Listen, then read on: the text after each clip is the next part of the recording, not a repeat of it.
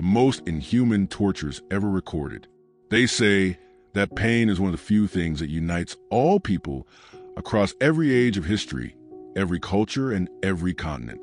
Yet there have always been those who have taken that universal experience and sharpened it into something crueler, stranger, and more deliberate than simple suffering. Torture was never just about punishment. It was about power. It was about turning a human being into a spectacle, an example, and sometimes into a ruin that would haunt everyone who heard of it afterward. In ancient Mesopotamia, where the first written laws were carved into stone, they already knew how to make agony into a ritual. A prisoner would be lashed to a stake in the sun, and honey poured over their skin. At first, it was an offering, sticky and gleaming, but then the flies came, swarming into their eyes and mouth, the heat baking the sugar into their flesh until their skin blistered and split. The victim was not allowed to move, not allowed to brush the insects away. Their punishment was not quick, but a kind of theater that could last for days until thirst hollowed out the voice and madness arrived before death did. The Greeks, who worshiped beauty, had their own way of twisting it. They built the Brazen Bull, a gleaming statue of bronze, hollow inside with a door at its flank. The condemned would be pushed into its belly and the door sealed. Then the fire would be lit beneath. As the heat built, their screams would echo inside the chamber, rising into the throat and mouth of the bull, where pipes transformed them into the sound of a roaring beast. To the crowd, it was spectacle. To the executioner, it was justice. But to the person inside, it was suffocation and burning in tandem, lungs cooking while they still breathed, bones cracking against metal walls. But some torments were stranger, quieter, almost disguised as experiments. In medieval Europe, there was a punishment that came to be known as the boats. A victim would be strapped between two hollowed wooden shells, with only their head, hands, and feet sticking out. They were force-fed milk and honey until they vomited, and then more until they could no longer resist. The mixture loosened their bowels, and they would be left floating on a stagnant pond, swarming with insects. Days would pass. The victim lived, but barely, their flesh eaten away piece by piece, eyes pecked, body hollowed by worms while still conscious. Sometimes it lasted over 2 weeks, and every day the tormentors returned to pour more honey, to keep the torture alive. Others were more brutal, more obvious. In the courts of Europe, the breaking wheel was considered a righteous punishment. A man would be tied down, his arms and legs stretched out along the spokes of a cartwheel. The executioner, with an iron bar, would systematically smash every limb, working from the ankles upward. Each bone snapped with precision, each blow calculated, so the victim would not die too soon. Once shattered into something unrecognizable, they were left on display, their body woven into the spokes like a grotesque flower, birds already gathering overhead. Death could take days, the heart clinging to life long after the body had been made useless. Yet pain was not always inflicted with noise and blood. The Chinese perfected something far slower, far quieter, and it came to be known as death by 1,000 cuts. The victim was bound upright, sometimes drugged to prolong awareness. Then the knife began its work. A cut to the arm, shallow, another to the leg. The cuts were not meant to kill, but to slice away in increments. A piece of flesh peeled from the cheek, the ear severed, strips of skin lifted from the chest. Hours, sometimes days, went by as the tormentors worked carefully. The victims' screams became hoarse, their body a map of wounds. It was said the worst part was not the cutting but the waiting, knowing the knife would return again and again until there was nothing left to feel. The cruelty of rulers sometimes exceeded even the tools of the executioners. In the court of Ivan the Terrible, enemies were boiled alive in cauldrons of oil. In the Ottoman Empire, traitors were impaled, a stake driven through their body and hoisted upright, leaving them to slide down slowly under their own weight, sometimes surviving for days. In France, regicides were torn apart by horses, each limb tied to a separate animal, whipped into a frenzy until the body split at its weakest points. And in England, traitors were hanged, drawn, and quartered, hanged until near death, cut open while still alive, their entrails burned before their eyes, and then their body divided into 4 parts to be displayed as a warning. But perhaps the most chilling tortures are not the ones of iron and fire, but of silence. Prisoners locked in darkness for months, their food delivered without a word, their sense of time erased until they forgot whether they were alive at all. Or captives who were forced to stand in icy water for days, their skin rotting as they remained upright, unable to sit or lie down. The absence of sound, of warmth, of human touch became its own kind of instrument. And yet, what makes these torments unforgettable is not only their brutality, but the fact that they were often done in public as lessons. Crowds gathered to cheer, to jeer, to watch a neighbor or an enemy or a stranger turn into a living warning. Torture was theater, and every victim was both actor and sacrifice. They were not allowed to die quickly, because their death was not for themselves.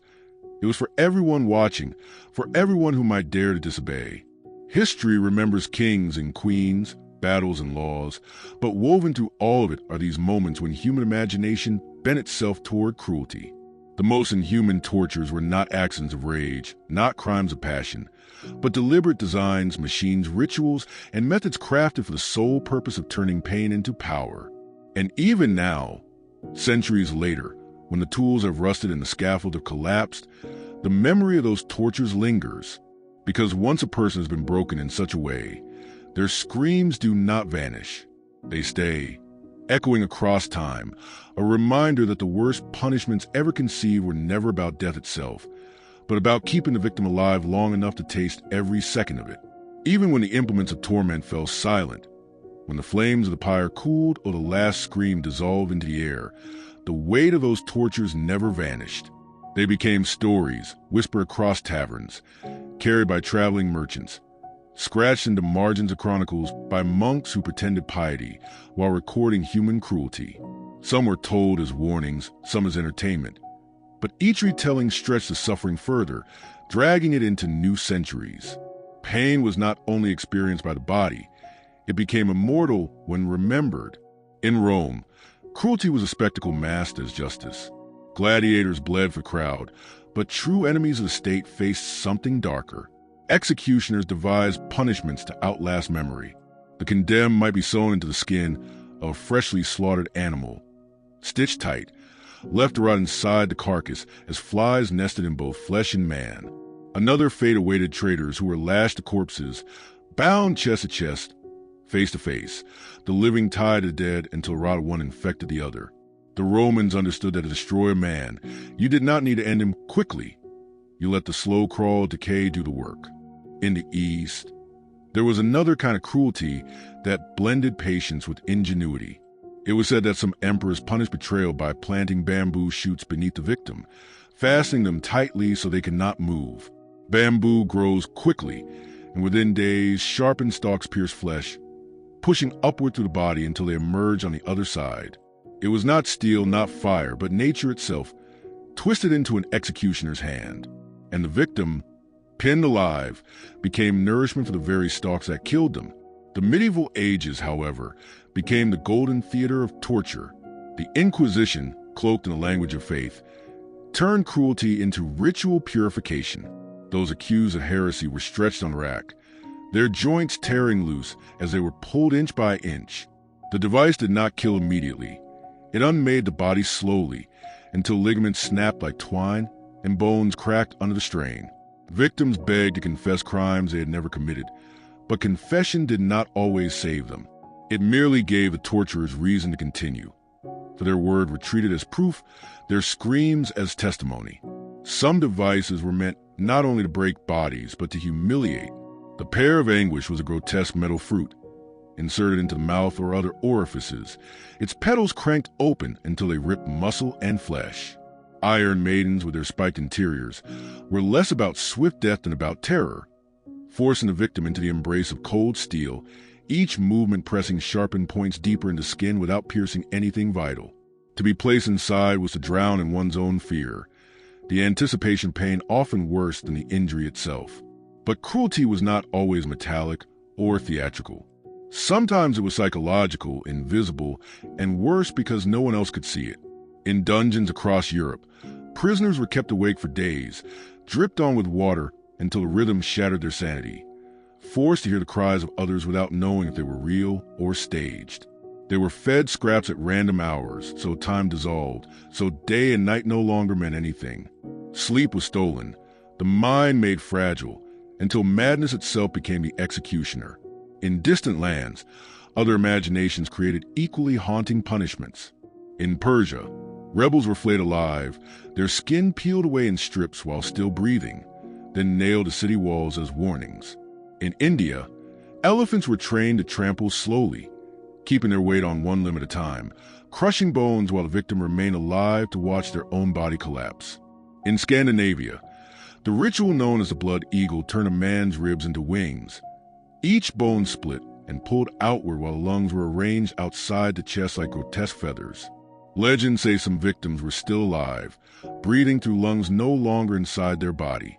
The cruelty never had a single face. It was not only kings or inquisitors who demanded it. It was neighbors who gathered in crowds, priests who sanctified the pain, soldiers who laughed as the condemned begged. Torture was a mirror, and inhumanity revealed how much darkness it was capable of when given permission. And what made it more haunting was how often these punishments were justified not as cruelty, but as necessity. They were called justice. They were called deterrence. They were called the will of God.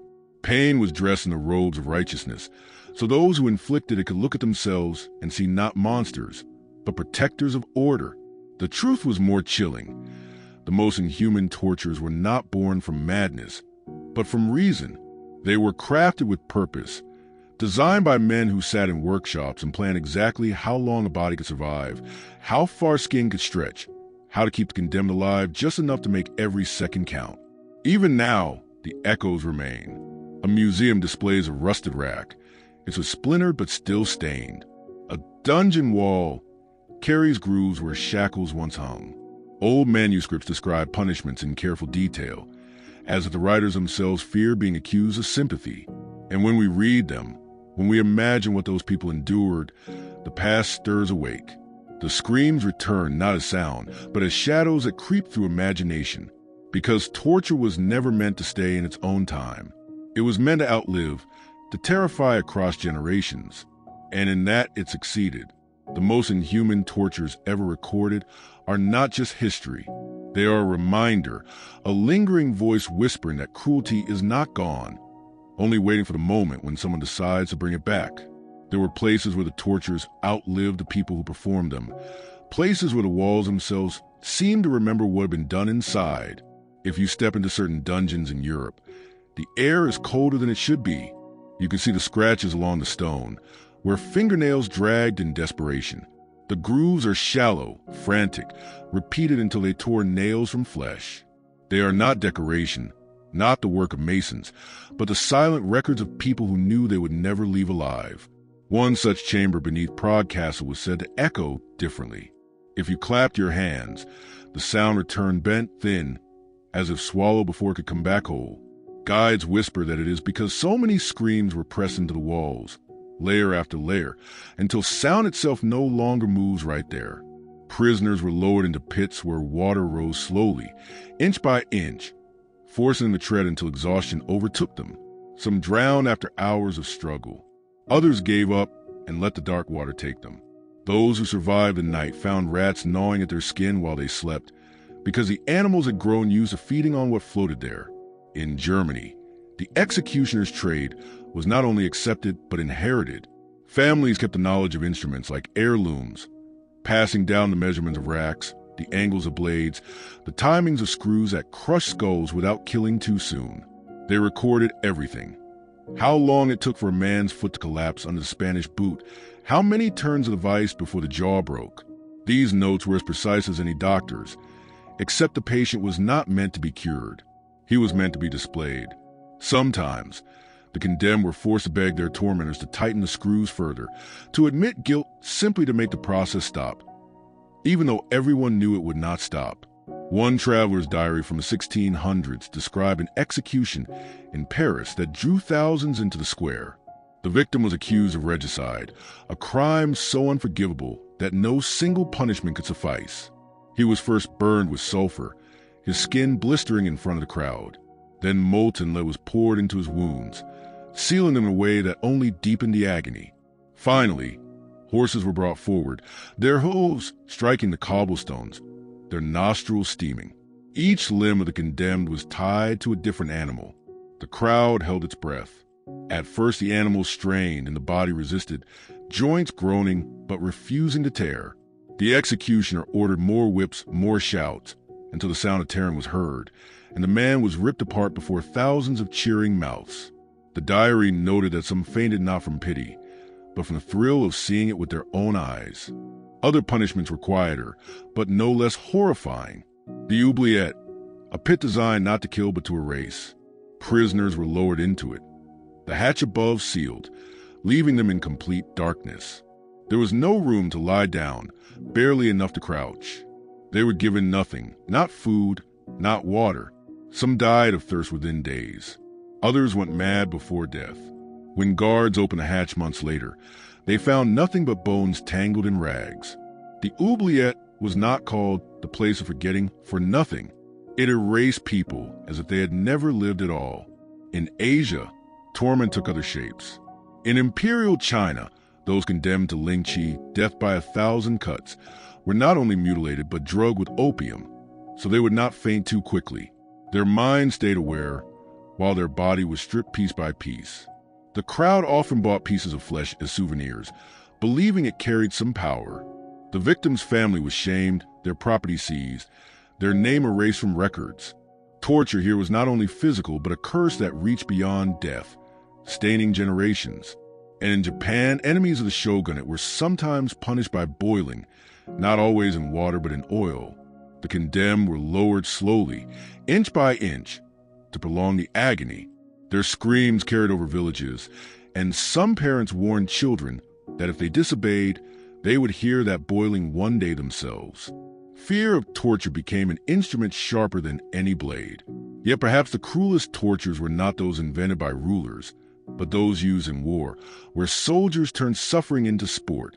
Accounts from prisoners of conflict tell of men buried alive with only their heads above ground, left for horses to trample past. Others had their ears and noses cut away piece by piece, not to kill but to brand them forever as victims. In some sieges, captured enemies were catapulted back over city walls, not dead but alive, screaming as they flew, crashing among their own kin with shattered bones. The pattern was always the same. Suffering turned into spectacle, pain engineered to last. And those centuries have passed, though we tell ourselves such things belong to history. There are corners of the world where the same imaginations thrive. Devices may change, tools may modernize, but the intent remains. The hunger to break the human spirit, to prove domination by keeping someone alive for their own destruction, never vanishes. Because torture has never really been about the victim. It has always been about the audience, the rulers who ordered it, the crowd who watched it, the generations who whispered of it afterward. And so long as the story survives, so too does the shadow of the most inhuman torments ever devised. Imagine it now as if you were standing there, not in a book, not in a history class, but in the raw heat of it. The smell comes first, always the smell. A courtyard filled with people, the air choked with sweat, smoke, and something sweeter, like roasting meat but wrong, because you know it is human flesh. Children sit on their father's shoulders, craning their necks to see. Women press cloths to their mouths, not to hide their faces, but to mask the stench. The executioner steps forward, and suddenly the square is silent. The condemned is bound to a wheel. His eyes search the crowd, wide, desperate, as if one person, just one, might step forward to say enough to stop it, but no one does. The iron bar is lifted high, and with a sickening crack, it comes down on his shin. The sound is not just bone breaking. It is the sound of something deeper, something human unraveling. He screams, and the people lean forward, straining to hear, as though his agony is music. The executioner does not pause. He moves to the other leg, to the arm, the bar rising and falling, turning a body into a shattered puzzle that can no longer hold itself together. By the end, the man is woven to the wheel like a grotesque ornament, limbs twisted at angles that no longer belong to flesh. He breathes still, shallow and ragged, his face wet with tears. He will stay there until the sun and the birds finish what the iron began. Now picture another scene. A courtyard in ancient Persia, the king watching from a shaded platform. A rebel is dragged forward, stripped naked, tied to stake. The flayers approach with their knives, not sharp like razors, but blunt, meant to peel more than cut. They begin at the legs, lifting strips of skin slowly, methodically, as though undressing the man layer by layer. His screams echo off the stone, raw and animal, until his voice breaks. But they do not stop. His chest, his back, his arms. Each strip of skin rays and peel until the red of muscle glistens in the sun. He does not die quickly. That is the point. He lives long enough to see his own flesh nailed to the city gate, fluttering like a banner. The crowd is told, this is what happens to those who defy the throne. And then the boats, a punishment whispered with dread, even by those who had never seen it. Two has a hollowed log, the condemned sandwich inside, only his head, hands, and feet protruding. Honey smeared across his face, poured into his mouth until he gags and vomits, forced to swallow more. He floats on stagnant water under the sun. At first, it is only flies landing on his skin, crawling into his eyes, laying eggs in the corners of his mouth. He thrashes, but the wood holds him tight. Days pass. His skin blisters, then splits. Maggots wriggle in and out of his body while he is still alive, his flesh eaten while his heart still beats. He prays for death, but the honey sustains him and the torment continues. Travelers wrote of men who lasted 2 weeks like this, their bodies unrecognizable, their minds long gone. Elsewhere in Rome, a punishment fit for those who committed the worst crimes. A man is sewn inside the skin of a donkey, stitched tight, so there is no space to move. The sun beats down, the hide tightens as it dries, crushing him within. He can hardly breathe. The smell of rot from the animal's flesh suffocates him. He claws against it, but his nails tear, his skin peels, and still the hide does not give way. Days later, when they cut him out, he is not a man anymore, but something shriveled, twisted, suffocated inside another creature's death. And the Brazen Bull, a gleaming statue, polished to perfection, its metal hide reflecting the sun, the victim shoved inside, the door bolted shut. From the outside, it looks almost holy, like an offering. Then the fire is lit beneath. Inside, the air thickens, heat rising with no escape. At first, the condemned screams like any man, but soon the pipes carved into the bull's mouth transform the cries into a low bellow, a monstrous sound. The crowd listens in awe as the metal beast roars, unaware or unwilling to admit that it is only a man inside, lungs baking, flesh blistering against bronze walls. When the door is opened, hours later, what remains inside is not human. It is ash fuse of metal. There are quieter torments too, ones without spectacle but far worse in their silence. The oubliette. A hatch opens, a prisoner lowered into darkness. The stone walls slick with moisture.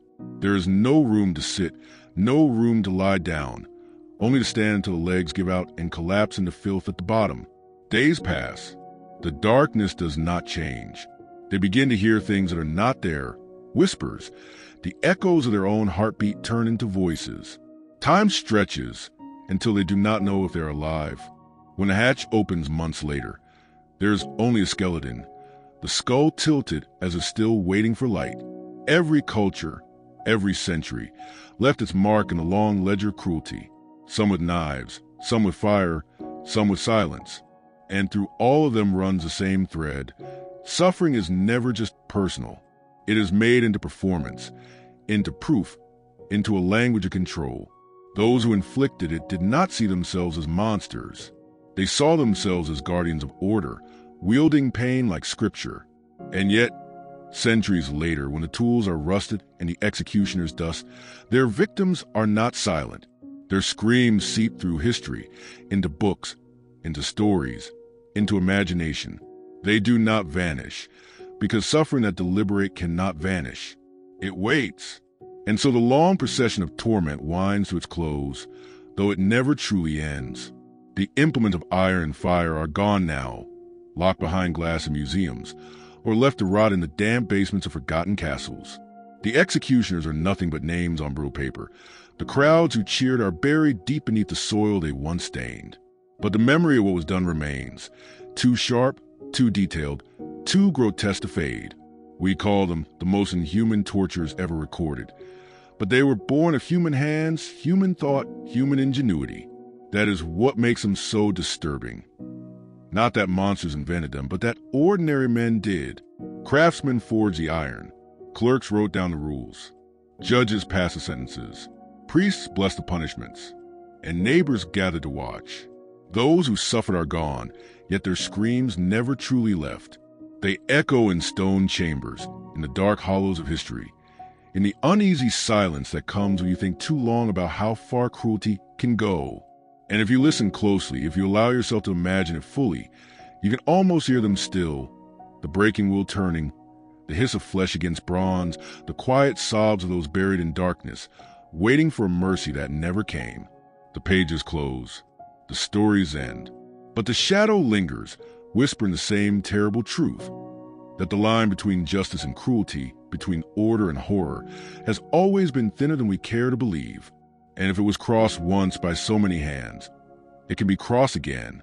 That is why these tales must be remembered, not as relics of barbaric times, but as warnings.